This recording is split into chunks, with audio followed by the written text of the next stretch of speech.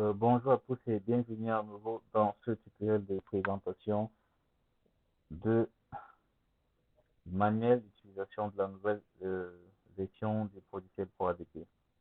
Bien, dans le tutoriel précédent, donc, nous avons eu à clôturer la session de collecte sur la version web et nous avons donc eu à configurer la localité de Conjoc, ou encore la commune de Conjoc dans notre logiciel pour ADP. Donc, ce que nous allons donc faire dans ce tutoriel-ci, c'est de faire une importation de ces données qui ont été paramétrées sur la version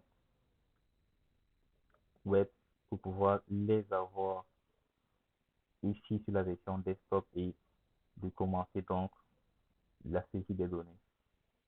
Donc, pour ce faire, vous avez certains prérequis à avoir, notamment disposer d'une connexion Internet parce qu'il faut la connexion Internet pour pouvoir se connecter au serveur distant et importer les données. Donc, il faut une connexion Internet déjà.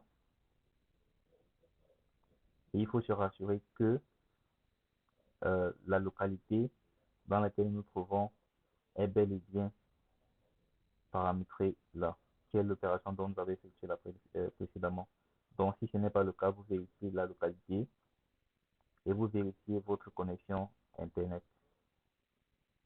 Donc, là, c'est ces informations dont sont vérifiées pour faire passer à l'importation de données. Donc, ici, donc, on va passer à une réinitialisation parce que nous venons d'installer le logiciel. Donc, nous allons réinitialiser.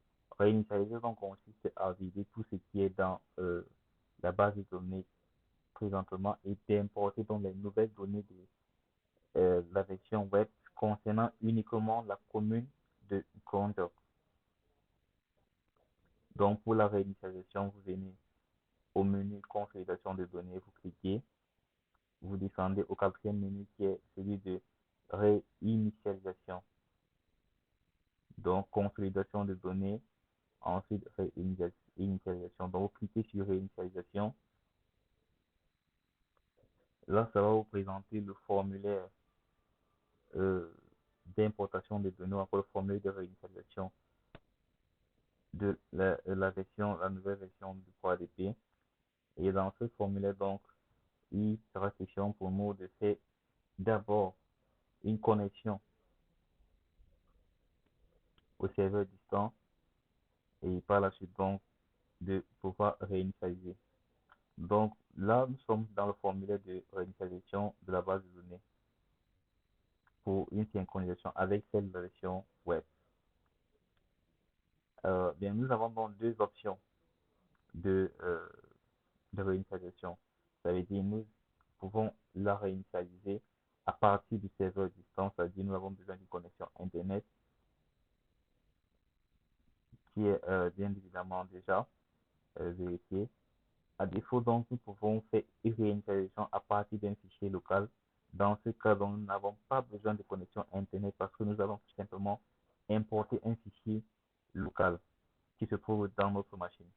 Donc, l'option euh, à base de données en ligne qui se trouve à votre gauche nécessite une connexion Internet et de se connecter au serveur. L'option qui se trouve à votre droite, donc qui est celui du fichier local, consiste simplement donc à importer un fichier de votre machine, c'est-à-dire qui se trouve dans le disque dur de votre machine pour le port ADP.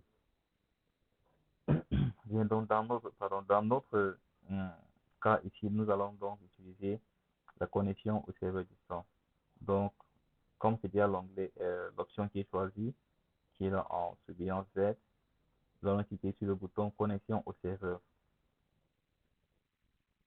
Et quand donc, ça va aller chercher de faire une connexion au serveur. Lorsque ça va trouver dans le serveur, ça va mettre le message connecté comme cela. Et vous voyez bien les boutons réinitialiser et mettre à jour s'activer. Donc nous pouvons à ce moment cliquer. Maintenant, puisque nous sommes dans une nouvelle installation, donc nous allons choisir l'option réinitialiser. La mise à jour, tout simplement, voudrait dire, par exemple, que nous avons déjà commencé à faire les saisies et nous voulons, par exemple, actualiser pour qu'elle soit synchronisée avec la version qui se trouve en ligne. Ça veut dire quoi concrètement? Ça veut dire que nous sommes à un niveau de saisie, par exemple, euh, le cadre de vie du PCB. Et peut-être dans la version web, donc, il y a un ajout qui a été fait. Nous voulons donc maintenant effectuer cette mise à jour-là pour pouvoir avoir la même donnée qui a été saisie en ligne. Donc, nous venons au niveau maintenant de mise à jour. Donc, nous ne venons plus au niveau de la réinitialisation. La réinitialisation veut dire que ça vide carrément tout. Or, la mise à jour veut dire que ça conserve ce qui est déjà là.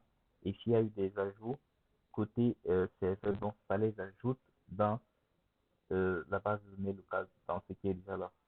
Donc, nous cliquons sur le bouton réinitialiser et nous validons le message qui est affiché par l'IS. Bien, cette opération, donc, vous voyez les différentes transactions qui sont effectuées de la version web pour la version desktop. Vous avez remarqué que ça a commencé par les delete, delete, delete, donc ça supprime toute la base de données, toutes les informations qui se trouvent déjà en local pour aller importer donc les nouvelles. Là, nous sommes dans la récupération des données. Donc, cette opération doit prendre entre 4 à 5 minutes pour pouvoir effectuer son travail. Donc, nous allons mettre euh, pause sur la vidéo. Nous allons mettre pause sur la vidéo et lorsque l'opération doit se terminer, nous allons revenir continuer. Bien, donc l'importation des données vient de s'achever. Donc vous voyez le message là, opération effectuée avec succès. Donc vous cliquez sur le bouton OK et vous fermez donc le formulaire. On valide. Là, nous avons fini l'importation des données de la version web pour la version desktop. Présentement, donc, nous ne pouvons pas avoir accès à ces données-là puisque nous avons un compte de paramétrage. Donc, il faudrait donc paramétrer un compte utilisateur ou encore un compte communal qui lui aura accès à l'application, accès à ces données-là donc pour pouvoir, par exemple, effectuer les saisies sur le PCB, le service de base, la mise à jour des données de localisation ou bien saisir les couches vulnérables dans les zones de localisation, consulter les données statistiques et tout le reste. Donc, par exemple, même les données de se connecter pour pouvoir donc aider Monsieur le maire à prendre certaines décisions concernant la planification des projets. Donc, pour cette configuration, donc, c'est au niveau de menu fichier. Donc, nous allons arrêter cette vidéo ici et le prochain tutoriel donc sera porté sur la configuration déjà du compte euh, communal pour la saisie des données. Donc rendez-vous au prochain tutoriel pour la configuration du compte utilisateur.